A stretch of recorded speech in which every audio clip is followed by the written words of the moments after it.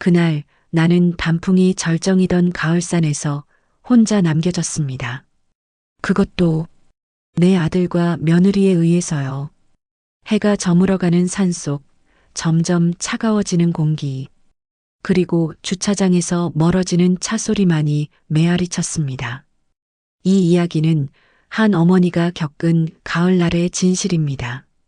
2주 전이었습니다. 아들 민수가 퇴근 후 집에 들렀어요. 요즘 자주 오지 않아 반가운 마음에 얼른 저녁을 차렸죠. 엄마, 요즘 많이 우울해 보이세요. 아니야, 괜찮아. 그냥 혼자 있다 보니 그렇지 뭐. 다음 주말에 시간 좀 내세요. 지연이랑 같이 단풍 구경 가요. 설악산 단풍 지금 딱 절정이라던데. 순간 가슴이 뛰었습니다. 아들이 나와 함께 여행을 가자니요. 며느리까지 함께요. 사실 며느리 지연이는 나를 그리 좋아하지 않았거든요. 정말? 지연이도 괜찮대? 네, 제가 말해보았더니 좋다고 하더라고요. 엄마 기분 전환도 시켜드리고 그 말에 난 이미 머릿속으로 준비를 시작했습니다. 새로 산 등산복도 입어보고 도시락은 뭘 싸갈까 고민하며 마치 소풍 가는 아이처럼 들떠 있었죠.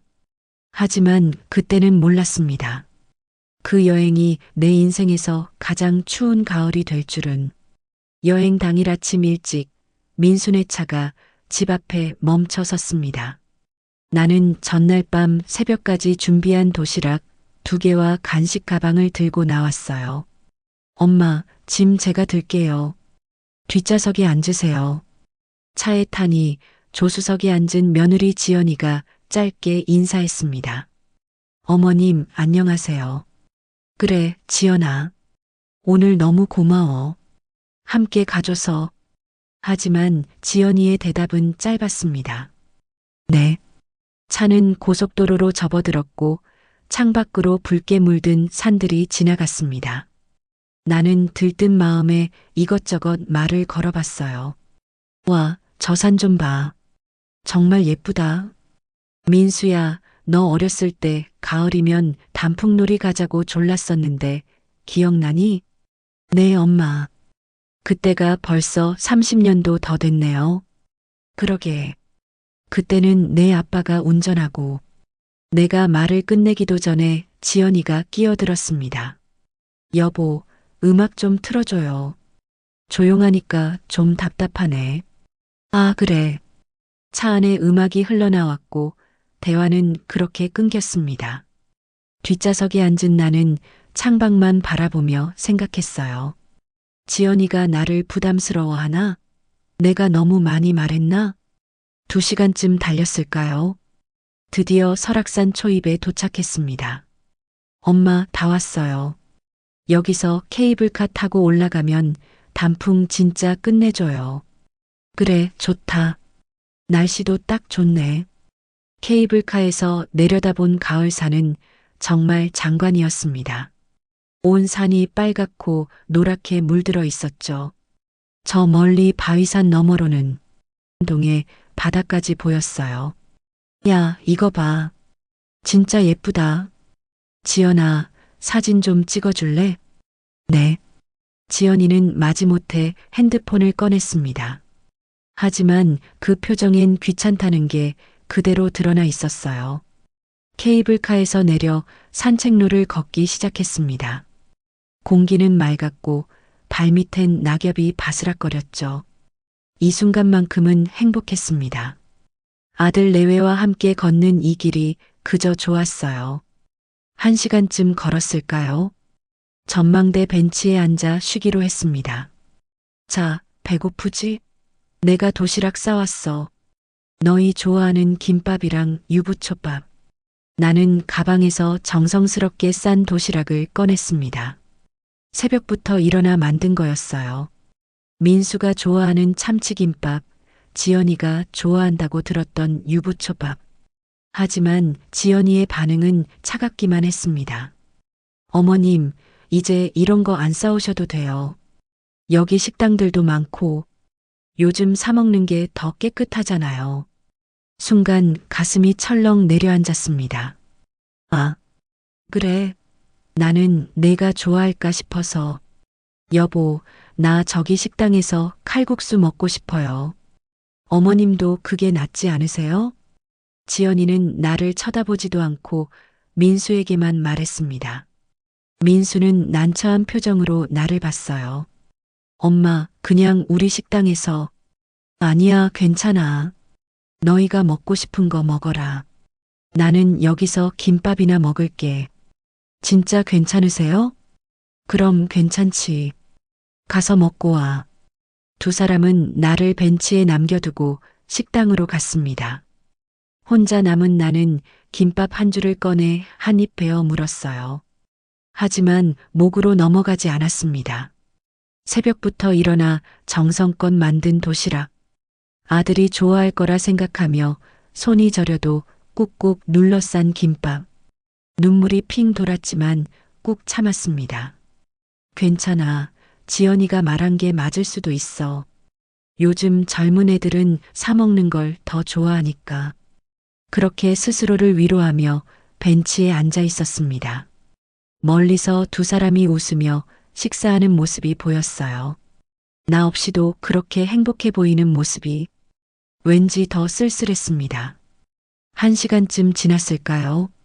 두 사람이 돌아왔습니다. 엄마, 오래 기다렸죠? 죄송해요. 아니야, 나도 경치 보면서 잘 쉬었어. 어머님, 우리 좀 더 위로 올라가 보려고요.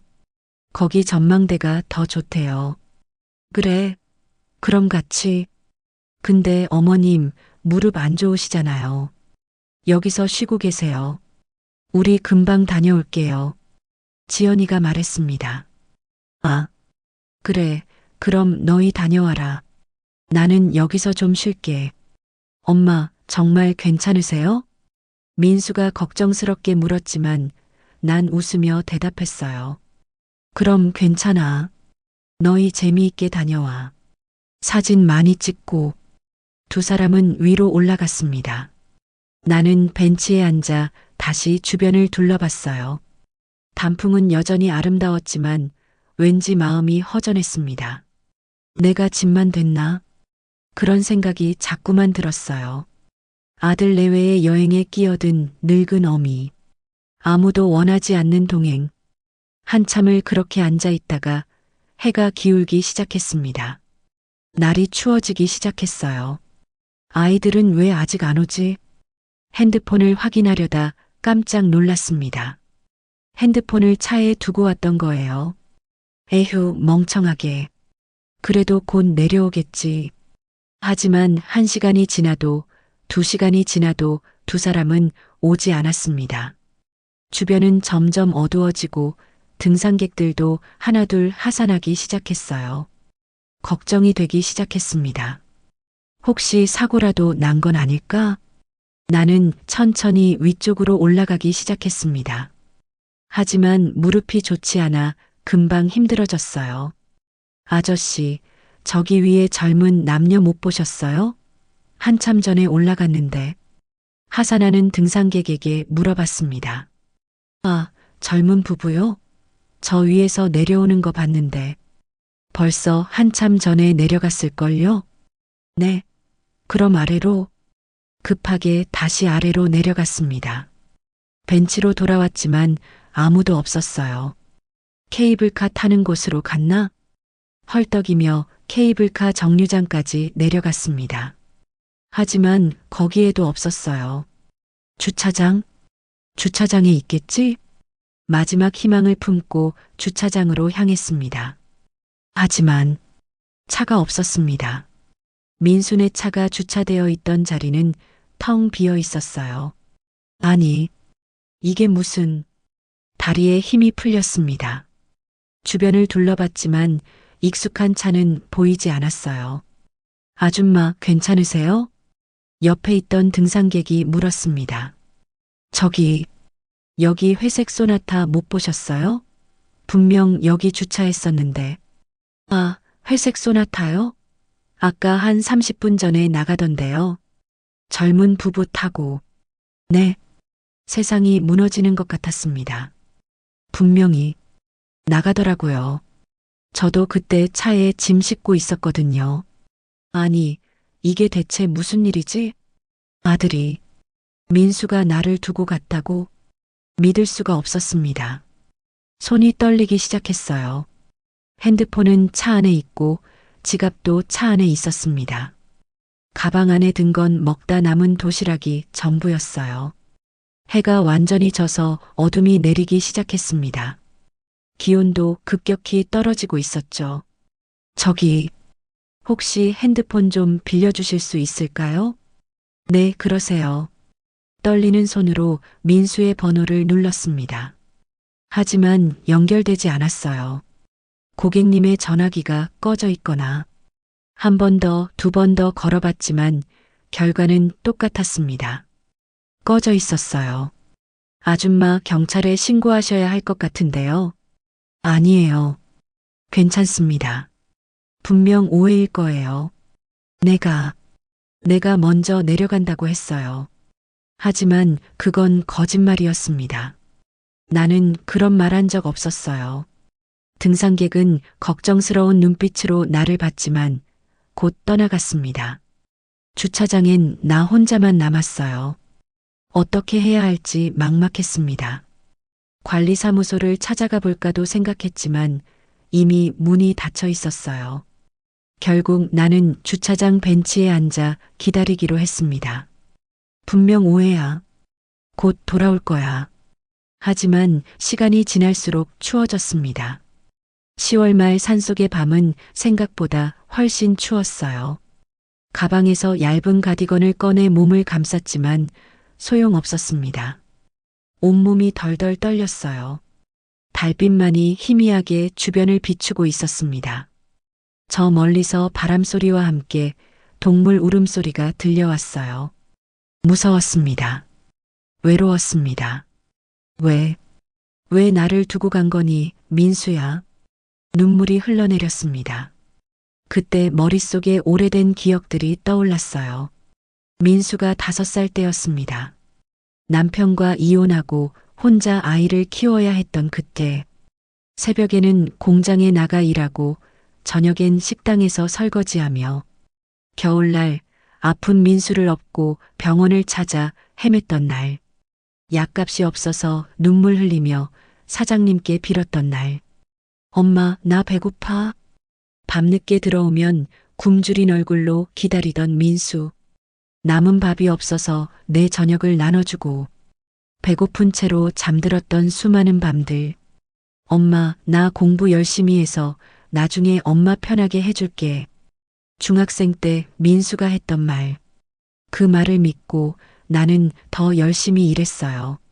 아들이 좋은 대학 가길, 좋은 직장 잡길 바라며 대학 등록금을 위해 밤낮으로 일했습니다. 허리가 휘고 손이 거칠어져도 참았어요. 그렇게 민수는 대학을 졸업하고 좋은 회사에 취직했습니다. 그리고 지연이를 만나 결혼했죠. 결혼 후 민수는 변했습니다. 자주 오던 발길이 뜸해졌고 전화도 잘 받지 않았어요. 엄마, 요즘 바빠서 다음에 갈게요. 언제나 다음이었습니다. 그리고 지연이는 나를 집에 오지 못하게 막았죠. 한 번은 깜짝 방문했다가 현관문 앞에서 들었습니다. 여보, 어머님 왜 갑자기 오시는 거예요? 연락도 없이. 미안, 내가 엄마한테 말할게. 이렇게 자주 오시면 우리 생활이 불편하잖아요. 노인정이나 복지관 같은 데 다니시라고 좀 말해봐요. 그날 나는 초인종도 누르지 못하고 돌아섰습니다. 내가 짐이 됐구나. 그 사실을 인정하기 싫었지만 현실이었습니다.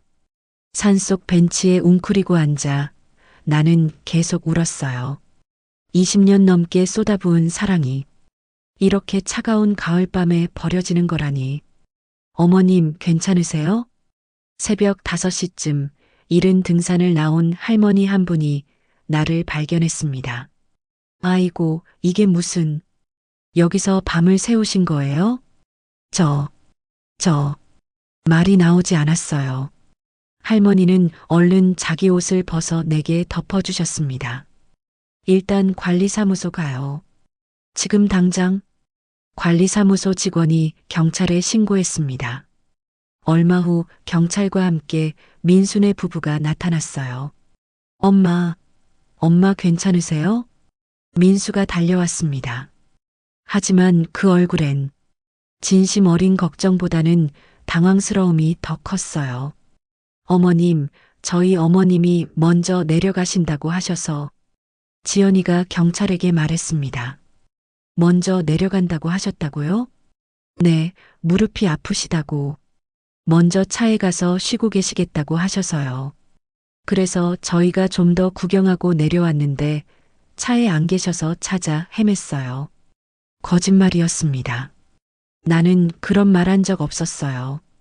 민수야, 나는, 엄마, 그때 그러셨잖아요. 먼저 내려가시겠다고. 아니야, 나는. 어머님, 요즘 건망증이 좀 있으세요. 병원에서도 경증 치매 진단 받으셨어요. 지연이가 경찰에게 속삭이듯 말했습니다. 치매가 아니야. 나는 그런 말 안 했어. 하지만 내 목소리는 떨리고 있었고 피곤해 지친 모습이었죠. 경찰은 믿지 않는 눈치였습니다. 그런데 확인해 보니까 주차장 CCTV에 두 분이 차에 타시는 게 찍혀 있던데요.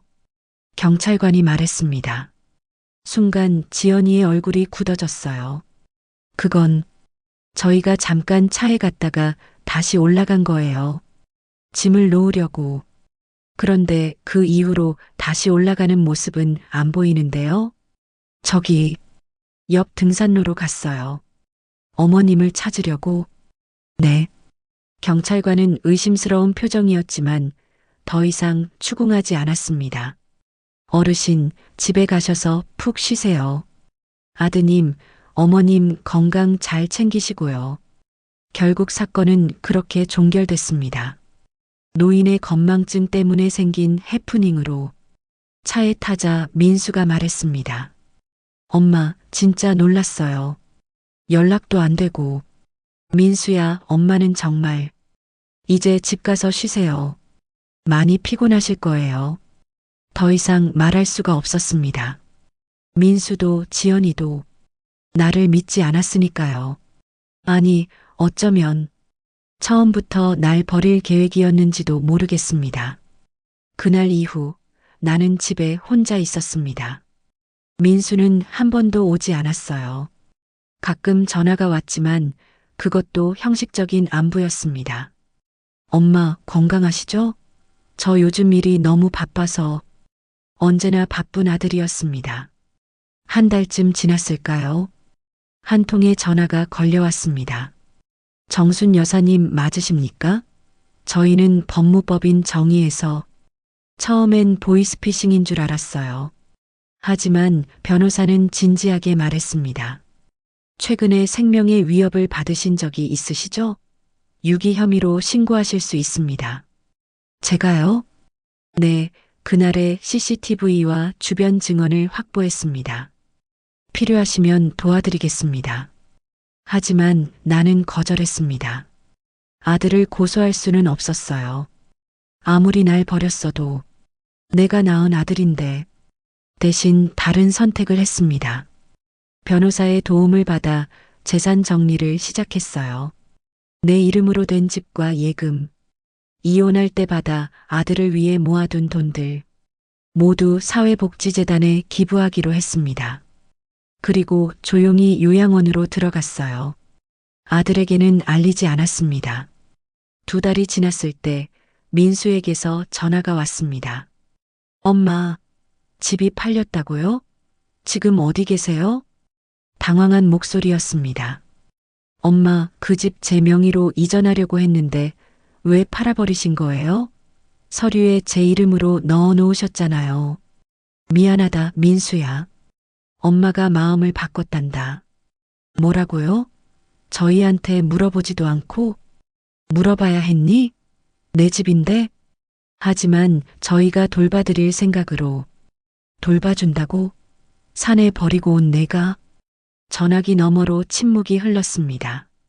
엄마, 그건 오해예요. 진짜로. 됐다, 민수야. 엄마는 이제 괜찮으니까 신경 쓰지 마라. 엄마, 지금 어디 계세요? 당장 찾아뵐게요. 필요 없어. 엄마는 편하게 잘 지내고 있어. 그리고 전화를 끊었습니다. 며칠 후 민수가 요양원을 찾아왔습니다. 로비에서 만난 아들의 얼굴은 초췌했어요. 엄마, 정말 다 기부하신 거예요? 그 많은 돈을. 그래, 엄마가 평생 모은 돈이니까 엄마 마음대로 했다. 하지만 저희는 그 돈으로 집을 사려고. 너희 집은 너희가 사거라. 엄마한테 기대지 말고. 엄마, 민수의 눈에 눈물이 고였습니다. 하지만 그게 진심인지 돈 때문인지 알 수가 없었어요. 미안해요, 엄마. 그날 일은 정말. 됐다. 이제 와서 변명해봤자 소용없어. 엄마, 한 번만 용서해 주세요. 제가 정말 잘못했어요. 용서는 해. 넌 내 아들이니까. 하지만 더 이상 기대하지는 않겠다.